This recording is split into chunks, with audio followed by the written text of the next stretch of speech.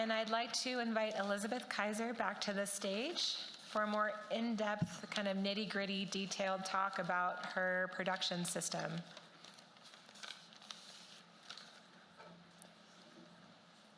Oh, there she is. Hi, Elizabeth. Thank you. Yeah, thank you. Okay. Oh, great. Awesome. Thank you guys for being so welcoming. Let's just jump right back in. May I have the walkable microphone? I want to wander. Can you hear me on that? No. Can you hear me? Can you hear me on that? Great. Awesome. So thank you everyone for being so welcoming. I'm loving hearing about a lot of the farms around here. I wanted to hear more about Anne's farm. That sounded awesome. And I'm going to jump right back into ecosystem services, perennials, and so forth. Let's see, I think we got through most of this. I had just finished talking about pest management, beneficial insects, how they like those woody perennials and how important it is to have those.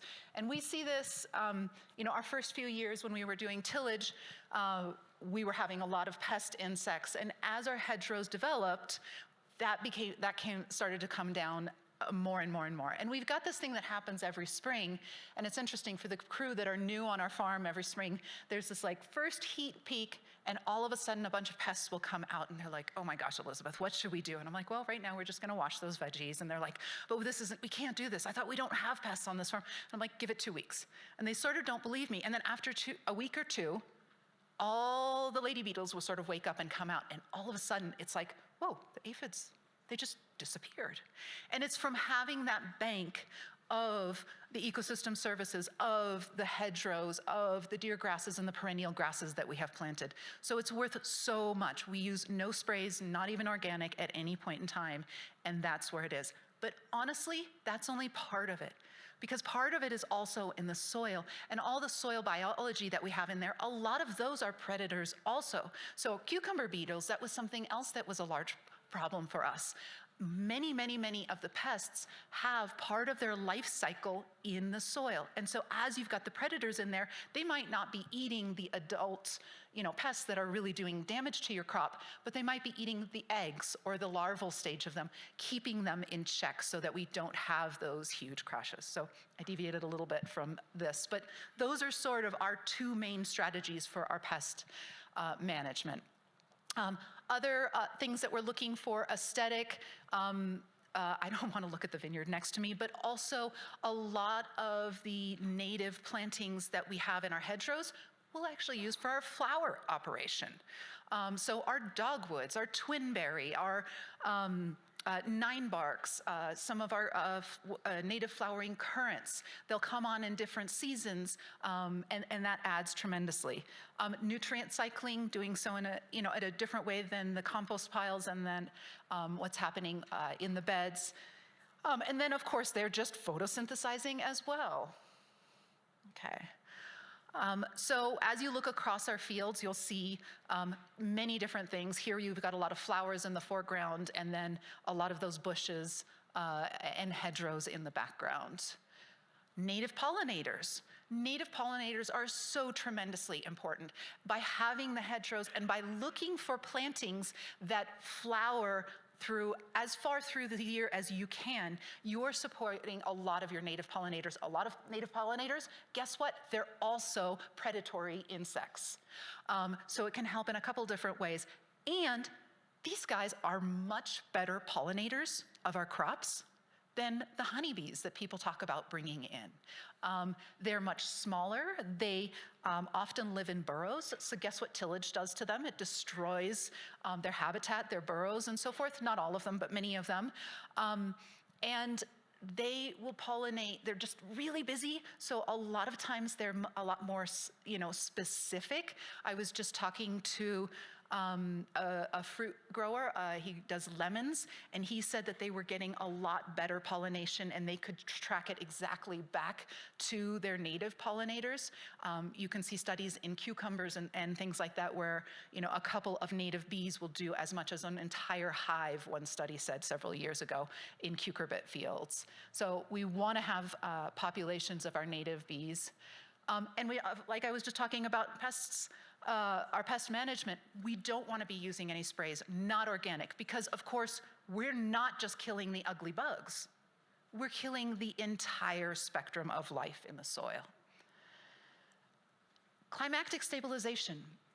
I've talked about the windbreak effect, but it goes so much further than that. Let's see what I have. Oh, I get what that is. Oftentimes when you'll have a hedgerow, what you'll have is that the beds next to them, they will protect the beds next to them 5 times in distance of what the height of that hedgerow or the windbreak is. And so if we have an early frost, so one year we had a light frost, but enough to kill a lot of our summer crops on September 5th. And we had a field where we had a hedgerow, and then we had 4 beds of summer squash, different kinds of zucchini, yellow squash, and so forth. And that light frost, you had hedgerow, bed 1, 2, 3, and 4. Beds 3 and 4 burned by the frost down to the ground. Bed 2 was sort of tinged around the sides, and it bounced back up. Bed 1 was not even touched. And we continued with those 2 beds to have production for another month, versus the other ones we just had to take out and put in another crop. We also see that in the summertime, where instead of protecting against cold, we're protecting against the heat. So let's see what I've got here. This is a little area at one of the top of our fields. It's a little messy looking, but you can see how much structure there is in the field. And this can be from a native planting, it can be from a tree, as long as the tree is not shading the crops, but it can also be from a row of zinnias, or a row of tomatoes, or a row of sunflowers, anything like that. So here, you've got this hedgerow along here, and then protecting the crops coming in through here. So in the middle of summer, let's see, I think I've got some more. I don't have it in the order that I want for talking right now. In the middle of summer, what we might do if we have a crop of, say, bok choy or lettuce or something like that that we want to plant out, we won't put it in the middle of the field, like out here. We will put it right next to a hedgerow like that. And it'll get a little bit of shade, a little bit of morning shade, or a little bit of afternoon shade, and just the air is cooled, plus you've got the evapotranspiration from those hedgerow bushes, and it makes a tremendous difference. So also very important, and we're constantly making the decisions of what's gonna get planted here, what's gonna get planted there, and that makes that becomes part of that equation. So just real quick, I think I showed this to you in the video. I was sort of pointing them out, and I was telling you we make sure that every annual crop is with 125 feet of a hedgerow. Can you now see how that works? They're all over the place. Here's a hedgerow providing shade, not only for the air and so forth, but this was a super hot day and people were harvesting. Guess where they moved their leeks to do the cleaning of the leeks? Right into the shade of the hedgerow. This was the planting of some of our first hedgerows right here. And this is what it looked like 2 years out. And this is the same field. I'm just looking opposite directions, a little bit older. Here are some of our plantings. And then this is a completely wild area, and yet it's all of 20 feet from intensively cropped space. Here's some native. One of the things that we found, we have really heavy perennial grasses that provide a lot of weed pressure to some of the hedgerows. The consultant who originally put them in wanted to put a lot of tender perennials in. We found that those did not do so well. So this was in year 2 or 3 of this, but eventually weeds came in because we didn't have the time to manage it as much as we were managing our annual crops. So our preference is really for more of the woody, twiggy crops because it's then shading the ground and we can get a good strong mulch underneath of it and then not have to worry about the weeds. Okay. Okay, more pictures of hedgerows and so forth. So when we're establishing the room, we're looking at the location where we want them, the species and how big we want them, how dense we want them, and so forth and so on. I think I've gone over most of this pretty well, so I'm going to skip ahead. Roadways. Our roadways are actually really important to it. Not necessarily the little paths between the bed.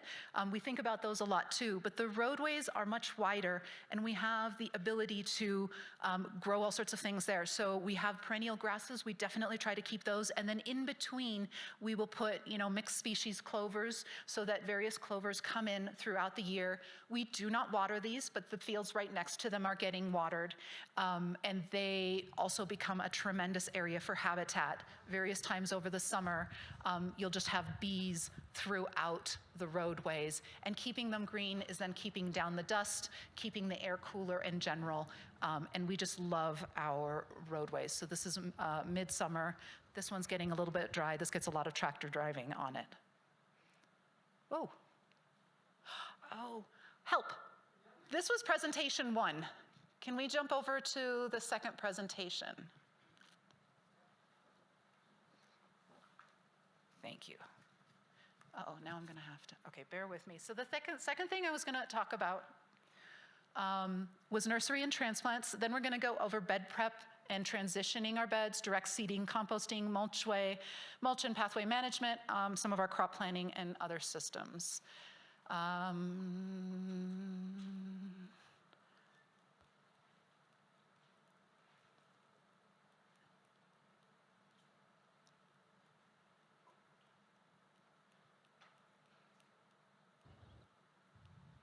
There we go. Okay, our nursery is so incredibly important to us because, principles of soil management, we want to keep photosynthesis going in the beds as often as possible. And we want to keep our crops going so that we can keep our harvest going, so that we can keep our income coming in. So our ideal is to go from a photosynthesizing plant like this to a photosynthesizing plant like this within a matter of hours. And that's part of the intensivity that we have. We do all of our seeding by hand, and we try to grow very large transplants. So some of the benefits, less time in the soil, that the soil is bare and exposed. They'll get sort of a second infusion of nutrients as they're going out to field. You get 100% crop coverage versus if you're doing direct seeding, you might not have 100% germination. Less time in the field means more crops per year. Also less availability to pests when they're youngest. Transplants outcompete weed seeds, so we have less weeding. We do very little weeding on our farm. Yes, we do some, but the primary weeding is when we're transitioning a bed from one crop to the next. And then less water used to get established, and their most vulnerable stage is in a protected nursery, just like our children. So we have about 6 different areas in our nursery for where we germinate, for where we have things in the winter, so forth and so on. This is our alleyway where things are, in a middle stage, and you can see how big our transplants are. They are huge. So most plants spend about 4 weeks in the nursery. We use big trays. A lot of people use, 72s, 128s, 210s. We do not believe in that because we want to have a good root mass. We want to go out there and just have a quick flip of our bed. So usually it's about 4 weeks in the nursery, more in the wintertime because there's fewer hours of sunlight. And then like cucurbits might take only 3 weeks. Some of the solanaceae are going to take a lot longer to get going. But the nursery is super, super, super important for us. Bed prep and transitions. This, I think, is sort of the meat and potato of the field work that we do, right? So when we are transitioning a bed from one crop to another, the basic steps that we're going to do are clearing the bed. I'm going to go into each of these in more detail. Cut the crops, pull the weeds, and put them in the compost. Broad fork if needed. We no longer broad fork at this point, but I see a broad fork as a really good transition tool, and people who have more clay-based soils need it a little bit more. Applying some organic fertilizers if needed, and compost if needed, then transplanting, watering in, and covering it. So the first one is clearing the bed, cutting the crops and pulling the weeds and putting them in the compost pile. So we want to cut the crops at the soil level. And actually several years into doing no-till and all other aspects, we were actually still pulling the plants. We were really afraid that there would be this stem in the soil and that it would regrow and that it would get in our way when we were transplanting and all of that. And we finally just said, heck, let's just give it a try. And it was a complete non-issue. And I say this because I get a lot of questions. Well, what do you have on regrowth? Escarole and bulb fennel regrows. Basically, nothing else regrows. And part of it is, if this is your soil level and you don't cut up here, you don't even cut here, it's bad for your tools and you have to do a lot of resharpening, but you stick your tool under the ground and sort of cut at an angle. So therefore you have a bigger surface of cut, so it's gonna decompose quicker. And then it's under the soil surface, and if you're adding compost, the compost is going on top like that. You have very little regrowth. And honestly, by the time the next crop is done, even if it's a quick crop, that is gone. It is just consumed by the soil biology. Weeds, depending on the weed, we may pull it or we may actually do the same and cut it at the soil surface. Occasionally, we'll sort of reshape the beds and lift pathways. I would say a quarter of the beds get it once a year. And broad fork as needed. So the broad fork is this tool right here. We use a Johnny's 727. They do make much sturdier ones. And what a broad fork is doing, it's going in the soil and it's lifting it a little bit. It is not turning it over. It's just giving a little bit of aeration. So as you're working into no-till, it's been very helpful. It was helpful for us. It was a step down in our tillage, as I was telling you before, and people find it helpful. We have 312 beds on our farm. About 10 of them will get it once a year, every year. And they're usually the ones that got flooded and there's just a little bit of compaction going on there or something like that. We don't use a tilther at all on our farm. Occasionally, if we're doing a direct seeded crop and we're really worried about soil to seed contact, we'll do a little bit of raking afterwards. But we just don't want to destroy the aggregates and break that up as much as possible. Apply organic fertilizers and compost as needed. We really honestly don't apply that much fertilizer, and it's dialed back over the years as we do our soil tests and have plenty of plant available nutrients and also the biology. The primary one that we do add is a little bit of nitrogen. We use an organic chicken feather meal per NPK, which I don't like thinking about things that way, but it's about a 1200. So it goes long throughout the crop, and it's a byproduct of chicken processing. We may use a little bit of calcium and we may use a little bit of remineralization, but it's pretty minor. And then we're putting compost on top. When we started out, we were doing a 1/2 inch to 1 inch of compost after every bed transition. These days, it's less than a 1/4 inch. It's honestly enough to cover the ferts if they're there. So it doesn't end up being that much. And if we have a quick crop to another quick crop, we won't do anything. We'll just clear the bed and get the next crop in there. And then transplanting seedlings. Here you can see we're doing an intercrop of some tomatoes and some lettuce. And we do it by hand. We don't have the pulley thing, what's the pulley thing called? A paper pot. I looked into those, but we really wanted to make sure that we have large transplants, and I also don't want all those papers and glues going into the environment around us. So we still transplant by hand. And then we water in by hand. And this sort of helps get them settled in, and it helps the transition from being in the nursery and getting watered quite frequently in the nursery to going out in the field and just going on with the drip irrigation. So those are the steps. Oh, and then cover them as needed for pest insects like the flea beetles I was mentioning earlier, for frost. So these are also tomatoes. So just to protect them a little bit, whichever it is. And the covering might also be via mulch. Okay, this video is quite old. These 3 people all have their own farms, 2 of them in Australia, but it's a great video. This is a 45-minute time lapse. These are 4 beds that are each about 85 feet long, and what you're seeing is let's see, so this is a brassica right here, and it had an intercrop. You can see some of the remaining lettuce in there. This is a mustard green Tokyo Bacana that went to flower, and we just hadn't gotten it out yet, but we're gonna take it out. So let's see. So first, we've got loppers. You're cutting it at the soil or slightly below the soil level. You're taking all that biomass and taking it to the compost pile. Next, you're gonna take off the irrigation lines, add a little bit of fertilizer. It looks like a lot because it's white, and then the compost looks like a lot because it's going on top, but like I said, it's about a 1/4 inch. We do have a tractor on the farm. It is entirely used for compost. And then they're transplanting. Oh, coffee breaks are important. It's right over there if anyone needs. And you can see that there is an intercrop going in here. They put the brassica in first, and then those are some mini romaines going in between.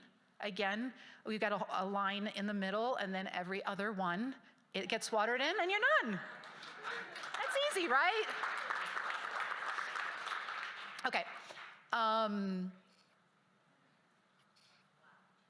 So that's a lot of what we do. Taking out, harvesting, definitely, seeding in the nursery, taking care of the nursery, harvesting and harvesting, but we really want to try and keep our work as much as possible about the actual production.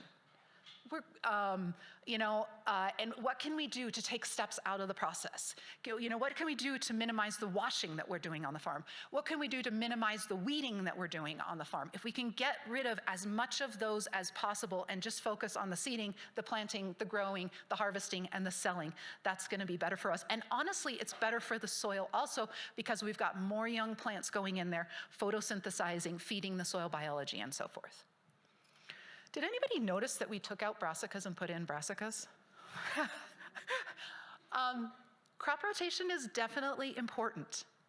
And because we have high soil biology, we will rotate, but we also don't hesitate too terribly if we do that sort of thing. We'll get different brassicas in. You've also got a lettuce in there, and we haven't had a problem. I know other farmers who they're like, Elizabeth, if I have a brassica in one area, I can't do another brassica for 18 months in that. We're not having that problem. It's still going, and it's gotta be the biology. It's just gotta be the biology. Great. So the carbon and biology that these plants put in the ground without soil disturbance is gonna help these plants thrive. That's really what we do on our farm. Okay, so this is important too. We talked a little bit about this morning, our increases in soil organic matter, and for several years people are like, well, it just comes straight from your compost that you're bringing in there. We did at that time some, back of the envelope math, and what we found was that 25% of our compost at most could be attributed, 25% of the increase in soil organic matter could be attributed to the compost. The rest of it is just, increases in how we are taking care of the soil, the principles of soil management, and so forth. Okay, so that was transplanting. We do direct seed. Our primary crop that we direct seed are right here, right? People love carrots, especially if you run a CSA. You need to have a diversity of products that you're growing. We try to minimize the direct seeding as much as possible. We don't direct seed beets, for instance. The crops that we do, carrots throughout the year, or most of the year, not the middle of winter. Radishes, salad turnips, some greens. We really try not to do lettuce mixes, except for the middle of winter, because then they'll just keep regrowing like crazy. And part of the reason for that is we, A, don't like direct seeding, but B, we love how we can mix head lettuce in and amongst other crops and basically not take up any space, like I was telling you before. But we'll do a little bit of lettuce mix, we'll do some mustards, we'll do some spinach over winter, spring and fall, and things like that. So let's talk about how we do it. Here is a direct seeded crop. And actually you can see that was put in midsummer, and we wanted to make sure that it had a nice space. So guess what? It went in between two artificial hedgerows. You've got tomato plants on either side of it. I can tell right now this is probably August or something like that. So Tommy is seeding this bed right here. The bed prep is really the same. If we had a very chunky compost, we might look for, we usually have several different piles, one that was a little bit finer. We almost always will do a compost when we're doing direct seeding because it just helps a little bit. We might rake, but then we're just gonna run a seeder over the top. Oh wow, that's a video. But I don't know that you actually need to see him. So we use a jang, and there's the end of that. And again, this is in the summer in some of our hoop houses where you also have summer squash right next door.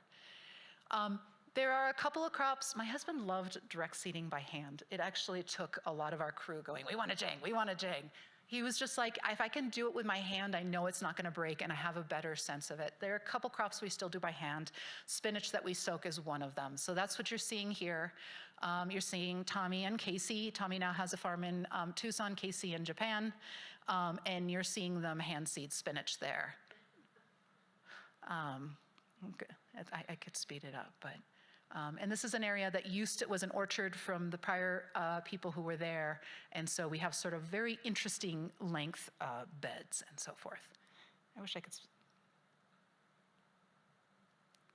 But same process, and then what you're gonna see them do at the end, besides watering in, is again cover it with an agricultural burlap, which we put over the top to keep the soil surface covered, because one of our main concerns is when we're done, that is a lot of bare and exposed soil.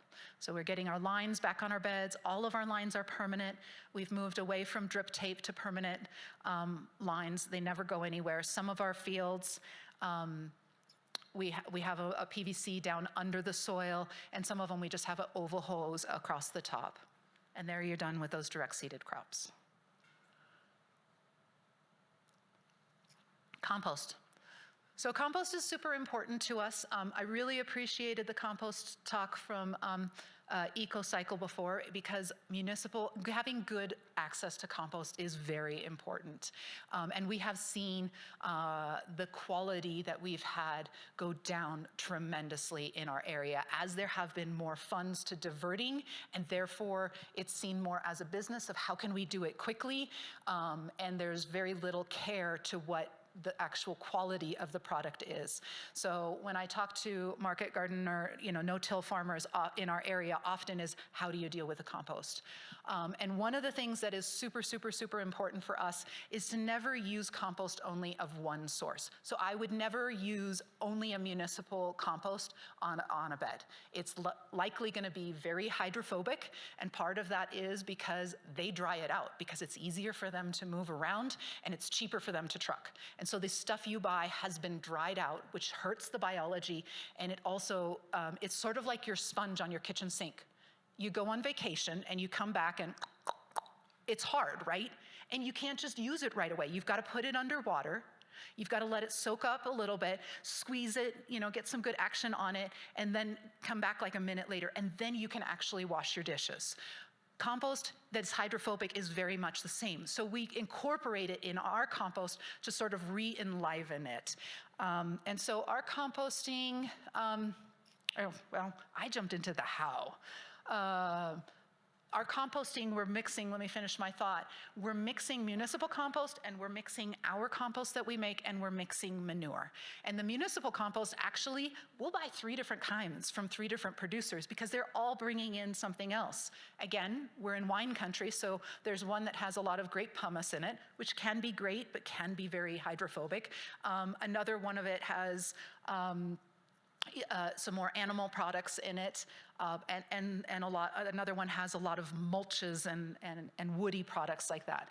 So about half of our compost is what we produce ourselves, and I'll go through that process shortly. And as we're mixing those other products into it. So the end product is about 50% our own, what came out of the field, and about 25% municipal compost, and about 25% manure. So types and purpose of compost, we use it, initially it was helping build the biology in our beds, it was helping build the soil organic matter. At this point, our biology is so high and it is so active, we are adding compost to feed the biology. it's just churning through it. And we've had a couple soil scientists who are like, you could probably put wood chips on your bed. I don't recommend that if your biology is not super high. It's also cycling nutrients, and we heard that from the EcoCycle presenter. I am every day, if you're a good farmer, you are sending nutrients off your farm every single day. So unless you have a much larger property where you're growing compost crops that you can then compost, you need to find a way to bring those nutrients back. And the biology is definitely helping us, but I would much rather use compost than use artificial fertilizers. So I feel that it's almost an imperative for us as farmers to help cycle some of those nutrients back onto it. Now, we use a hot compost. And we use CCOF, the California Organic guidelines for how to do that. We'll turn it at least 3 times. We'll let it get, at least 135 degrees, but not over, 160 something. And we will use our tractor to do so. Our compost application, actually, I already talked about that. Okay, great. So here's compost coming out of the field. And our tractor is 100% used for compost. So it's bringing the summer squash crop that is finished back up to the compost piles. And so we'll have a pile of what's coming out of the field. You can see there's some tomato plants there, some eggplants there, some leaves from our neighbor. This is an autumn shot. There's this, what do we got here? This is a video. And then we make sure to get enough water in there. Yes, we're also in a drought. We're thoughtful about our water use. But one of the things that is very important and really hard to do is get the right amount of water in your compost. You want to have it such that, the more finished compost, when you grab it, it can make a ball, but if you squeeze it hard, you're not going to be able to get any water out of it. If it's too dry, the biology in there is not going to be quite as active. So when we're turning our compost piles, and here you've got Paul watering both the feedstock that's going into this compost as well as the pile that is being created. And you've got, the feedstock here, he's got a whole bunch of tomato vines going in, and then you'll see him go back behind me and get some of the municipal compost and the manure. And so it's a layering on of, a couple scoops of this one and a couple scoops of this one and a couple scoops of this one. And so this area, we actually can line up 5 different compost piles. In order to get a pile hot enough, you need to have a pile that starts out at least the size of a VW bug. Ours are usually much larger, like the size of a F-150 when they start, But so people on their backyard scale are not able to do this kind of composting. It's very basic, but it works really great for us. It's basic on-farm composting. And then covering the compost piles are also very important. We get specific compost blankets that helps in the summer. It helps keep the moisture in. It helps a little bit the homeostasis, the same reason that we want to cover the soil. It's going to keep it from not getting too cold, too hot. If we have rain, it's super important to cover our compost piles. And if we have a big rainstorm coming in, I'm going to even use tarps because I don't want to leach out any of the nutrients from them. So covering them is very important. And then the application, you just saw that in the video, bringing it out to the field and using it on the beds. Okay. One of the barriers that we often hear from is, oh, I can't farm like Singing Frogs Farm because the cost of compost is so incredibly high for us. Okay, great. This is what it is. The amount that we spend on compost is 2.5% of our revenue of our veg sales. The amount that we spend on fertilizers is less. It's about the same as we spend on seeds. It's not that much. And when I've looked at a couple of logs of, starting your farm and what you should be spending on stuff, I often see the fertility being, sorry, I keep pushing the wrong buttons, being higher than that 3.4%. So I don't know. This is what we spend on compost. If you think that's outrageous, let me know. Let's have a chat about it. Mulch and pathway management. Our pathways are important. It's soil as well. So we have a couple of different ways that we'll cover them. We don't want weed growth in them. And you can see in here, there's some plastic mulch. There's also some straw mulch. Let's see.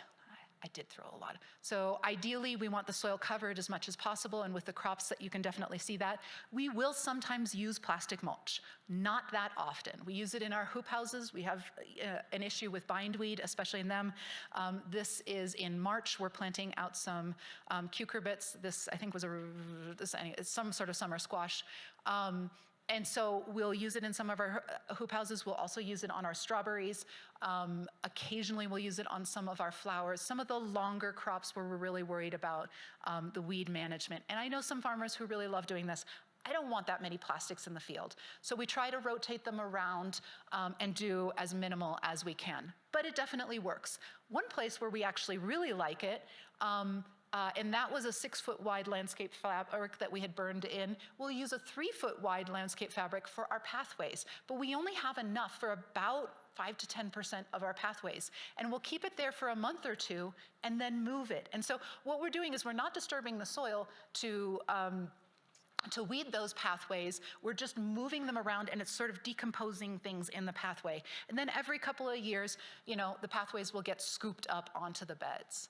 We might also put straw mulch, or recently we had some good access to wood chips. Generally, our farm doesn't have good access to wood chips. I love putting wood chips in the pathways because that's really going to increase fungal content, but not directly in the beds. And we know that that fungal hyphae is going to go tremendously far. So it sort of has multiple benefits, and sometimes also on the edges of beds we'll do that.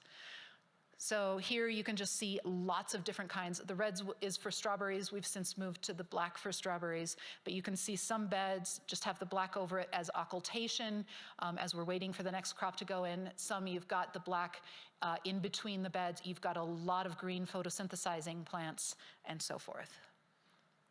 Crop planting, I'm getting towards the end. Ooh, yeah, we don't do this. Look how old this is, 2009. But we started off with this, right? And I think most people need to start off with this. Our system now, oh, wow, that's a video. I'm sorry. Is we sort of look at it more in terms of these. Like, we try to think of it as like all year. Like, what do we want to grow each week? We want to grow about 45 flats of lettuce every week. We want to seed our beets every 4 weeks, because the way that we do our beets are in clusters, and you do sort of a thinning harvest, and it takes 4 weeks. So if you seed every 4 weeks, you're going to have a continuous supply of beets. Our brassicas heading brassicas will sort of rotate through broccoli 1 week, white cauliflower the next, Romanesco cauliflower the next, and we'll do that sort of like a 4-week rotation so that we've constantly got some of those coming out of the field. So we've got sort of these formulas, and then we go with what weather will they not grow in? Okay, so I'm not seeding tomatoes now, and I wasn't seeding tomatoes 3 months ago. What's the earliest possible planting date? For tomatoes, it's January 15th. What's the latest possible planting date? And these are based upon experience. They're also based upon, sort of the annual cycle of, sunlight, the Persephone periods, and so forth. And then what's our demand? And so this is really, hey, golden beets are really hot right now, and for some reason, Chioggia beets were a couple of years ago, but now nobody's buying them. So, we were doing this many of red, this many of gold, this many of Chioggia. Let's take down the Chioggia and bump up the yellow. Oh, we have this new restaurant and they want a lot of bok choy. Let's bump that up. That sort of thing. So that's really what's driving some of it. And then what season do things grow best in? So this is our crop plan right now. This is what it looks like on a page. And it's a weekly thing. I don't know why Paul made a video of this, but it's amusing. It's a weekly plan of how many flats of each of these things we're going to grow. Sorry. So dead on is a cabbage, punto verde is a cauliflower. How many flats? 12 flats of this, 12 flats of that, and so forth and so on.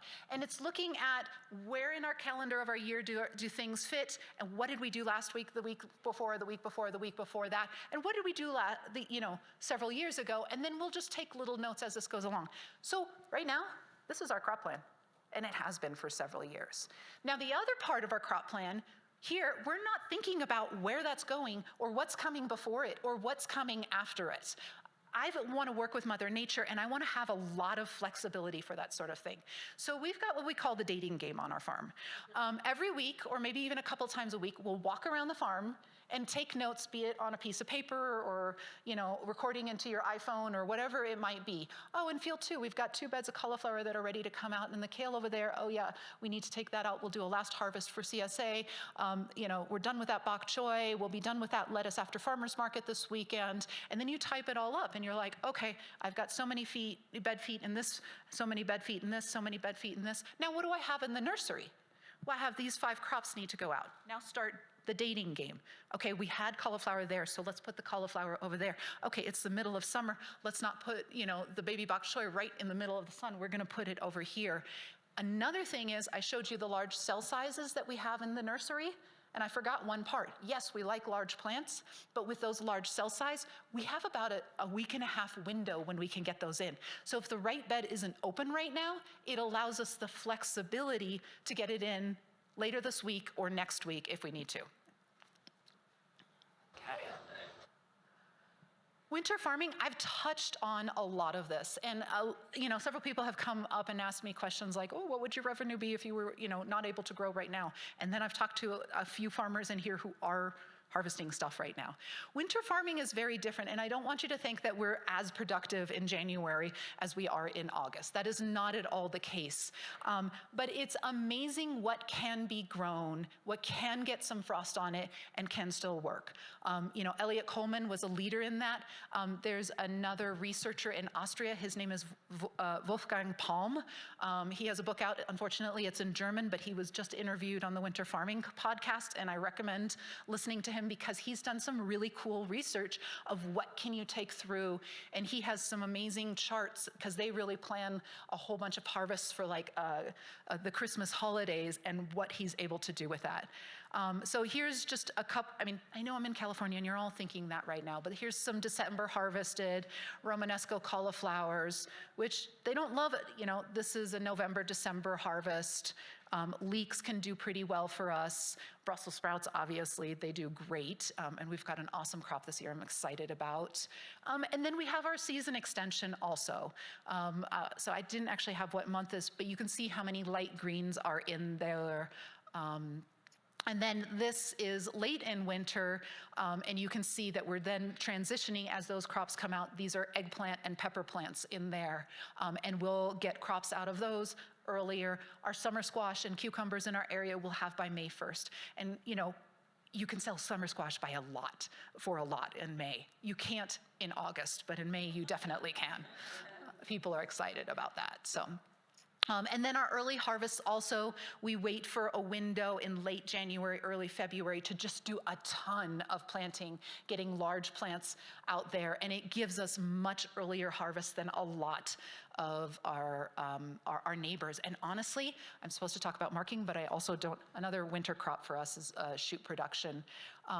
Other systems and marketing, it's not sexy and beautiful and high technology, but we have a lot of people, they're putting a lot of input in, and so communication on our farm is super key. So we have a morning meeting and an afternoon meeting, lunch, and we have people who are specialized in irrigation system, in nursery, and this and that, and everybody's giving input, and we're creating harvest lists and tasks lists. This was from a couple days ago.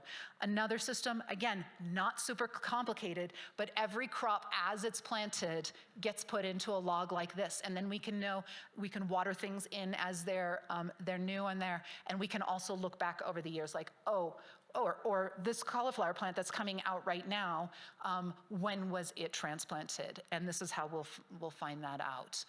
We also keep really detailed logs of everything that's harvested and how much of it is sold at our various different markets. So marketing, I was asked to talk about a little bit.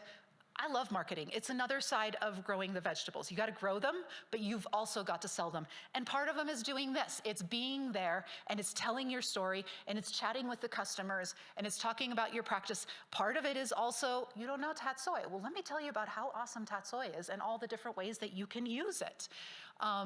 But part of it is also doing all of these things, having an online presence, online stores. I write a newsletter for our CSA members every week. Not only does it have what's in it, but how do you use those things, and a story on the farm, or the farmer's thought on the weather right now. Or often what I'll do is every year like a crew member profile, so they know who the people are who are growing their food. They know who Elizabeth and Paul are, but not everything else. And I think I'm about done. And like I said earlier, getting people out to the farm, sharing your story above and beyond how do you use tatsoi. And I'm done.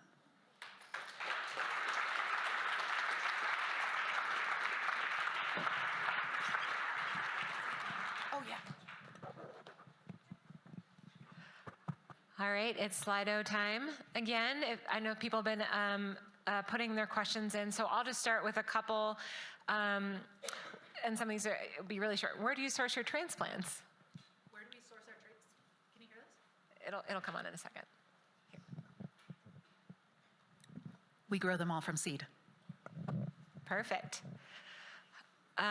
What are the regulations around compost in California? For example, is it tested for PFAs? And what kind of claims and controls are there? Kind of Controls. And I don't know that I'm going to be the best at answering this question in general. They do have to test the soil, and one of the things that many people don't know is you can ask your composter for the whole, what's in the compost, and I know they will test for, clopyralids and different herbicides in there. I can't answer that exactly. What's your favorite seed supplier? There's a lot of great seed suppliers, and I have to say, we buy probably most of our seed from Johnny's, just because they have really high quality, and I have a good relationship with the reps. But we also like a lot of independent, smaller people. I really like Wild Garden Seeds up in Oregon. And what's the other one up in Oregon that we use? I'll think of it. Okay. Oh, great. Do you do any seed saving?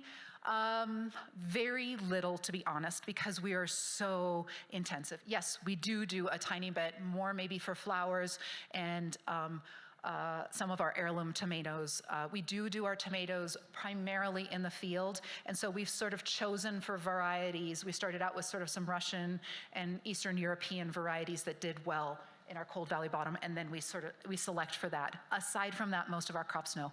What size cell do you use for transplant, and what brand of tray do you like? I don't even know what the brand is. We use, like the 6-packs like you would get at a nursery. I think it's like a 52 is what it is per tray. So they are big, they absolutely are. What types of practices do you use in your nursery to manage pests?